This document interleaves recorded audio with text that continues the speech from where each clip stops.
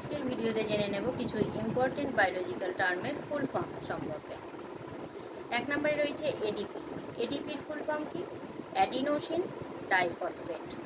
দুই নম্বরে আছে কি? এটিপি। এটিপির ফুল ফর্ম কি?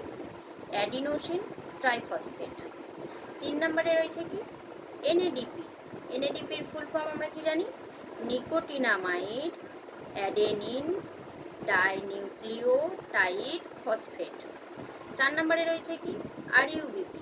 আরইউবিপির ফুল ফর্ম কি? Ribulose bisphosphate. পিজিএ এর ফুল ফর্ম কি? Phosphoglyceric acid. ছয় নম্বরে কি আছে? ইএমপি।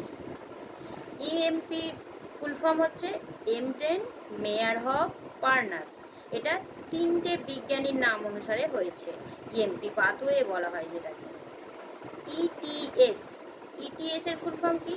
Electron transport system. যেটা ইটিএস চেন মাধ্যমে আমরা বলি সেটাকে ইটিএস বলা হয়। তারপরে রয়েছে কি? আরকিউ। আরকিউ এর ফুল ফর্ম কি?